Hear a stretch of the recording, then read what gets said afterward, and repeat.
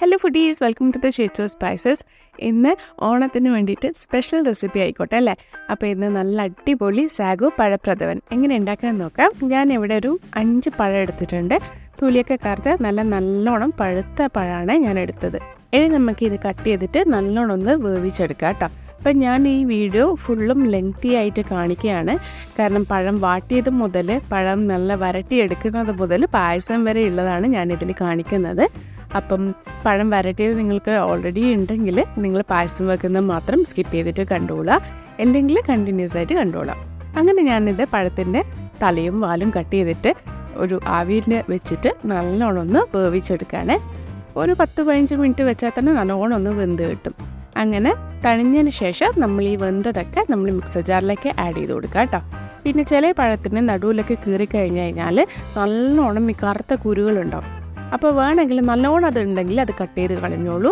എൻ്റെ പഴത്തിന് ഇപ്പോൾ ഇവിടെ ഉള്ളത് അങ്ങനെ നല്ലോണം പഴുത്തതല്ല. ഞാൻ നാടൻ പഴം വീട്ടിൽ നിന്ന് കൊണ്ടുവന്നെയാണ് നാട്ടിൽ പോയി വരുന്ന സമയത്ത്. അതുകൊണ്ട് ആ കറുപ്പ് അത്രയില്ല, കുരുക്കളൊന്നും കുറവാണ്.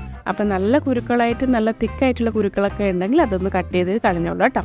അല്ലെങ്കിൽ നമ്മൾ പായസത്തിൽ ഇങ്ങനെ ഒരു കുരു പോലെ കാണും. ഇനി അത് നല്ലോണം അരച്ചെടുക്കണം. മിക്സർ ജാറിൽ വെച്ചിട്ട് നല്ലോണം അരച്ച് പേസ്റ്റ് പോലെ ആക്കി അരച്ചെടുക്കുക. എന്നിട്ട് ഞാനിത് പായസം വെക്കാനൊരു പാത്രം എടുത്ത് വെച്ചിട്ടുണ്ട്, അതിലേക്ക് ആഡ് ചെയ്ത് കൊടുക്കുകയാണ്. ഡയറക്റ്റ് ഞാനിത് അരച്ചപാടെ ആഡ് ചെയ്ത് കൊടുക്കുകയാണ്.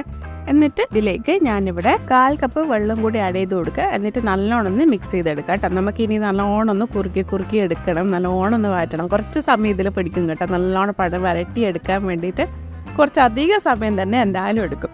അപ്പം നല്ല പേഷ്യൻസോട് കൂടി തന്നെ നിങ്ങൾ നല്ലോണം ഒന്ന് വരട്ടിയെടുക്കുക. ഇനി അതിൻ്റെ സൈഡിൽ തന്നെ ഞാൻ വെള്ളം ഒരുക്കാൻ വേണ്ടി വെച്ചിട്ടുണ്ട്. ഷോപ്പിൽ നിന്ന് എനിക്ക് വലിയ വെള്ളം കിട്ടിയത്, അതുകൊണ്ട് പിന്നെ അത് തന്നെ എടുത്തു.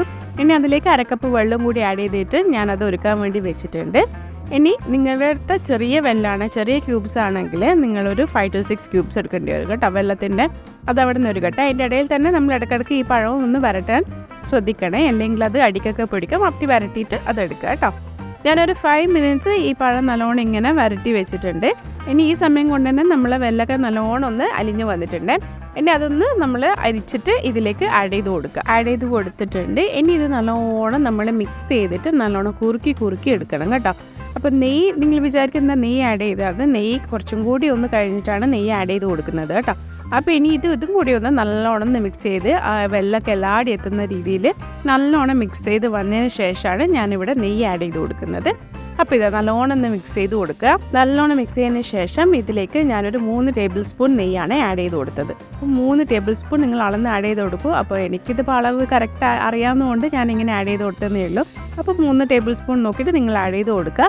എന്നിട്ട് നല്ലോണം നമ്മളിത് കുറുക്കിയിട്ട് ഹലുവ എടുക്കുന്ന പോലെ നല്ലോണം കുറുക്കി എടുക്കണം. പ്രാവശ്യത്തെ ഓണത്തിന് നിങ്ങൾ ഏത് ടൈപ്പ് പായസമാണ് ഉണ്ടാക്കുന്നതെന്ന് കമൻറ്റ് ബോക്സിൽ അറിയിക്കുക കേട്ടോ. അപ്പം കാണാനും രസമല്ലേ, എല്ലാവരും എന്തൊക്കെ ടൈപ്പുള്ള പായസങ്ങളാണ്, എന്തൊക്കെ വെറൈറ്റി പായസങ്ങളാണ് ഈ പ്രാവശ്യത്തെ ഓണത്തിന് പ്രിപ്പയർ ആയിട്ടുള്ളതെന്ന് അറിയാൻ വേണ്ടിയിട്ട്. അപ്പോൾ എന്തായാലും അത് കമൻറ്റ് ബോക്സിൽ അറിയിക്കാം. അപ്പോൾ ബാക്ക് ടു റെസിപ്പി. അപ്പോൾ എന്നിട്ട് ഞാനിത് ഇങ്ങനെ നല്ലോണം ഇളക്കി കൊടുത്ത് ഇനി അടച്ച് വെച്ച് ഞാൻ കുക്ക് ചെയ്തിട്ടുണ്ട്. അപ്പോൾ ഇത് നല്ലോണം തിളച്ച് വരുന്നുണ്ട്. അപ്പോൾ ഇത് നെയ്യ് വിട്ട് വരുന്ന സമയത്ത് കുറച്ചും കൂടി നിങ്ങൾക്ക് അടിക്കൊക്കെ പിടിക്കുകയാണെങ്കിൽ മാത്രം പിന്നെയും നെയ്യ് ആഡ് ചെയ്ത് കൊടുക്കുക കേട്ടോ. കൂടുതൽ അങ്ങനെ നെയ്യ് ആഡ് ചെയ്ത് കൊടുക്കേണ്ട ആവശ്യമില്ല. അപ്പം ഞാനിവിടെ 3 ടേബിൾ സ്പൂണേ ഉള്ളൂ ആഡ് ചെയ്ത് കൊടുത്തിട്ടുള്ളൂ കേട്ടോ. ഇനി ഇതിൻ്റെ മധുരം നോക്കാം. മധുരം നിങ്ങൾക്ക് കൂടുതൽ ആവശ്യമാണെങ്കിൽ ഉരുക്കി വെച്ച വെള്ളം ഉണ്ടെങ്കിൽ ആഡ് ചെയ്ത് കൊടുക്കുക. ഇനി ഉരുക്കാൻ മടിയാണെങ്കിൽ നിങ്ങൾക്ക് പഞ്ചസാര ആഡ് ചെയ്ത് കൊടുക്കുക കേട്ടോ ഇതിൽ, അല്ലെങ്കിൽ കണ്ടൻസ് മിൽക്കും ആഡ് ചെയ്ത് കൊടുക്കുക. അപ്പം ഞാൻ എന്തായാലും പ്രിഫർ ചെയ്യുന്ന ഒന്നെങ്കിൽ പഞ്ചസാര അല്ലേ വെള്ളം കേട്ടോ. കണ്ടൻസ് മിൽക്ക് ഞാൻ അങ്ങനെ പ്രിഫർ ചെയ്യുന്നില്ല. അറിയില്ല, ചേർക്കുന്ന ആൾക്കാരുണ്ട്, എനിക്കതിനെപ്പറ്റി അറിയില്ല, ഞാൻ ചെയ്തിട്ടുമില്ല ഇതുവരെ. അപ്പോൾ ഇതിനകത്ത് ഞാൻ ഷുഗർ ആഡ് ചെയ്ത് കൊടുത്തു. കുറച്ചും കൂടി മധുരം കുറച്ച് മുന്നോട്ട് വേണം തോന്നി, അതുകൊണ്ട് ഞാനിവിടെ 4 ടേബിൾ സ്പൂൺ ഷുഗർ ആഡ് ചെയ്ത് കൊടുത്തിട്ടുണ്ട് കേട്ടോ. എന്നിട്ട് നല്ലോണം ഒന്ന് മിക്സ് ചെയ്യുക. ഇനി ഇതിലേക്ക് ഒരു 1/4 ടീസ്പൂണ് ഏലക്ക പൊടിച്ചതും കൂടി ആഡ് ചെയ്ത് കൊടുക്കുക. എന്നിട്ട് നല്ലോണം വിട്ട് വരുന്ന സ്റ്റേജ് വരെ നമ്മൾ നല്ലോണം ഇത് മിക്സ് ചെയ്ത് കുറുക്കി എടുക്കണം കേട്ടോ. ഇനി വെള്ളം തന്നെ ആഡ് ചെയ്യണമെന്നാണെങ്കിൽ നിങ്ങൾ വെള്ളം ഗ്രേറ്റ് ചെയ്തിട്ട് ആഡ് ചെയ്ത് കൊടുക്കുക കേട്ടോ. ഇനി അതൊന്ന് ഉരുകുന്നവരെ ഒന്ന് മിക്സ് ചെയ്ത് കൊടുത്താലും മതിയാവും. ഇനി ഇതിൻ്റെ കറക്റ്റ് കൺസിസ്റ്റൻസി എന്ന് വെച്ചാൽ കുറച്ചിങ്ങനെ കയ്യിലെടുത്ത് ഇങ്ങനെ നോക്കുമ്പോൾ ഇത് കണ്ടോ ഒരു നൂൽ പരിവായിട്ട് വരുന്നില്ലേ, അതാണ് ഇതിൻ്റെ കറക്റ്റ് കൺസിസ്റ്റൻസി. അപ്പം ഇത്രയേ ഉള്ളൂ. അപ്പോൾ ഇത് നല്ലോണം ഒന്ന് ആയി വന്നിട്ടുണ്ട് കണ്ടോ. പാത്രത്തിൽ നിന്നൊക്കെ വിട്ട് വരുന്നുണ്ട്, നല്ലോണം യോജിപ്പായിട്ട് നല്ല കളറൊക്കെ മാറി വന്നിട്ടുണ്ട്. ഇനി ഇതിൻ്റെ അടുത്ത് വേണ്ടത് സാബുദാന അരി. അത് ഞാൻ വെള്ളത്തിൽ ആഡ് ചെയ്ത് കൊടുത്തിട്ട് ഒന്ന് തിളപ്പിക്കാൻ വെച്ചിട്ടുണ്ട്. അപ്പോൾ ഇത് പഴം വരട്ടിയത് ഞാനിതിപ്പോൾ വീഡിയോ ഞാൻ ഓൾറെഡി മുന്നേ എടുത്ത് വെച്ചതാണ് കേട്ടോ. അപ്പോൾ ഞാനത് സ്റ്റോർ ചെയ്ത് വെച്ചിട്ടുണ്ട്. ഒരു ഇങ്ങനെ ബോക്സിലാക്കി നിങ്ങൾക്ക് സ്റ്റോർ ചെയ്ത് വെക്കാം, ഫ്രീസറിലാണ്. അതൊരു മാസങ്ങളോളം അതിങ്ങനെ നിൽക്കും. അതുകൊണ്ട് അങ്ങനെ സ്റ്റോർ ചെയ്ത് വെച്ചാൽ മതി. നിങ്ങൾക്ക് എപ്പോൾ കഴിക്കാൻ തോന്നി അപ്പോൾ അത് എടുത്തിട്ട് ഇനി ബാക്കിയുള്ള പ്രോസസ്സ് എങ്ങനെയാണോ അതേപോലെ ചെയ്താലും മതി. ഇനി ഞാനിത് സ്റ്റോർ ചെയ്ത് വെച്ചിട്ടുണ്ടായിരുന്നു. ഇത് ഉണ്ടാക്കിയതിന് ശേഷം ഇനി ഞാൻ പായസം ഉണ്ടാക്കാൻ പോവാണ്. അതിനു വേണ്ടി ഒരു പാത്രം വെച്ചിട്ടുണ്ട്. അതിലേക്ക് ഒരു 2-2.5 ടേബിൾ സ്പൂൺ ഗീ ആഡ് ചെയ്ത് കൊടുക്കുക. ഇനി നിങ്ങൾക്ക് എത്രയാണോ വേണ്ടത് അത്രയും അളവിൽ നിങ്ങൾ പഴം വരട്ടിയത് ആഡ് ചെയ്ത് കൊടുക്കുക കേട്ടോ. അപ്പം ഞാനിവിടെ ഒരു 3-3.5 കയ്യിൽ ആഡ് ചെയ്ത് കൊടുത്തിട്ടുണ്ട്. അതിൻ്റെ കൂടെ തന്നെ സാബുദാന നോക്കുക, അത് നല്ലോണം വെന്ത് കഴിഞ്ഞ് കഴിഞ്ഞാൽ അത് അരിച്ചിട്ട് അതിൽ കുറച്ച് പച്ചവെള്ളവും കൂടി ആഡ് ചെയ്തിട്ട് അരിച്ച് വെക്കുക കേട്ടോ. കോക്കനട്ട് മിൽക്കാണ് റെഡിയാക്കേണ്ടത്. അപ്പോൾ ഞാനിവിടെ ഇന്ന് ടിൻ കോക്കനട്ട് മിൽക്കാണ് യൂസ് ചെയ്യുന്നത്. അപ്പോൾ അതൊരു വലിയൊരു ടിന്ന് വാങ്ങിയിട്ടുണ്ടായിരുന്നു. അത് നല്ലോണം ഒന്ന് സ്പൂൺ വെച്ച് ഓപ്പൺ ചെയ്തിട്ട് സ്പൂൺ വെച്ച് നല്ലോണം മിക്സ് ചെയ്ത് കൊടുക്കുക. അതിൽ നിന്ന് ഒരു 1/4 കപ്പിലും കുറച്ചും കൂടി കൂടുതലായിട്ട് ഒന്ന് മാറ്റി വെക്കുക. ബാക്കിയിലേക്ക് നമ്മൾ വെള്ളം കൂടി ആഡ് ചെയ്തിട്ട് ഒന്ന് നല്ലോണം ഒന്ന് മിക്സ് ചെയ്ത് കൊടുക്കുക. നല്ല കൊഴുത്ത പാലായിരിക്കും കേട്ടോ ഇതിലുള്ളത്. നല്ലോണം ഒന്ന് മിക്സ് ചെയ്ത് കൊടുക്കുക. ഞാൻ ഈസ്റ്റേൻ്റെ ആണ് വാങ്ങിയത്. ഇനി നിങ്ങൾക്ക് ഫ്രഷ് കോക്കനട്ട് മിൽക്ക് വേണമെങ്കിൽ നിങ്ങൾ 1-ാം പാലും 2-ാം പാലും ആക്കിയിട്ട് മാറ്റി വെക്കുക കേട്ടോ.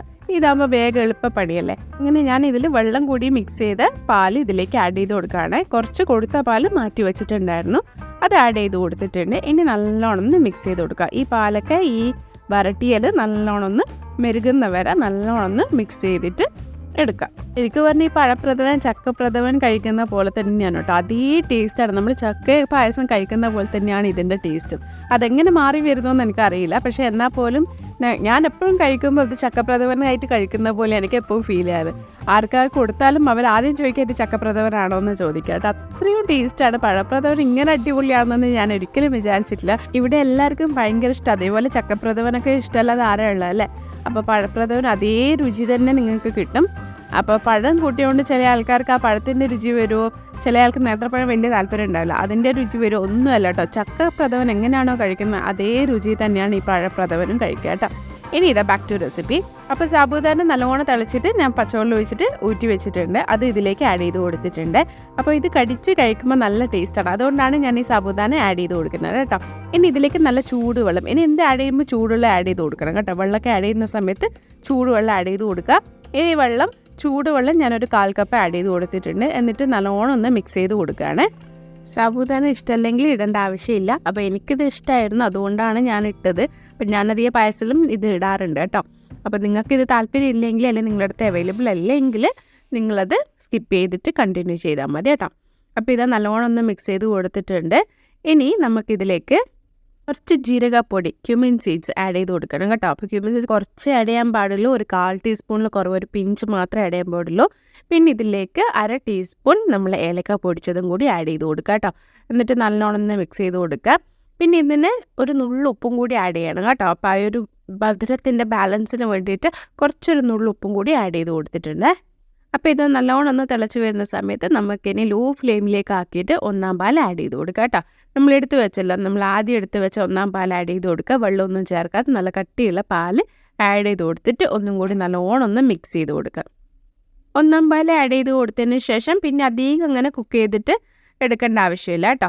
തിളപ്പിക്കേണ്ട ആവശ്യമൊന്നുമില്ല. ജസ്റ്റ് ഒന്ന് നല്ലോണം ഒന്ന് മിക്സ് ചെയ്യുക. ആ ചൂടൊന്ന് വരുന്ന സമയത്ത് അതൊന്ന് ഗ്യാസ് ഫ്ലെയിം ഓഫ് ചെയ്ത് വെക്കുക കേട്ടോ. ഇനി നമുക്ക് അണ്ടിപ്പരിപ്പും മുന്തിരി അതൊക്കെ ഒന്ന് വറുത്തിടാം. അതിന് വേണ്ടിയിട്ട് ഒരു കുഞ്ഞി പാൻ വെക്കുക. അതിലേക്ക് 1.5 ടീസ്പൂൺ ഗീ ആഡ് ചെയ്ത് കൊടുക്കുക. അതൊന്ന് ചൂടായി വരുന്ന സമയത്ത് നമ്മൾ കട്ട് ചെയ്ത് വെച്ച തേങ്ങാക്കൊത്ത് ആഡ് ചെയ്ത് കൊടുക്കുക. പച്ച തേങ്ങയാണ് ഞാൻ കട്ട് ചെയ്ത് വെച്ച് ആഡ് ചെയ്യുന്നത്. ഇനി നിങ്ങൾക്ക് കൊപ്പറ ഉണ്ടെങ്കിൽ അത് ആഡ് ചെയ്ത് കൊടുക്കുക കേട്ടോ. എന്നിട്ട് ഇതൊന്ന് ബ്രൗൺ ഷെയ്ഡ് വരുന്നവരെ നല്ലോണം ഒന്ന് വാട്ടിയിട്ട് നല്ല ബ്രൗൺ ഷെയ്ഡ് വരുന്നവരെ ഒന്ന് സോട്ടേ ചെയ്തിട്ട് എടുക്കുക. ശ്രദ്ധിക്കുക, ലോ ടു മീഡിയം ഫ്ലെയിമിൽ വെച്ചിട്ട് തന്നെ സോട്ടേ ചെയ്തെടുക്കുക. അധികം കൂടുതൽ കരിയാതെ ശ്രദ്ധിക്കണേ.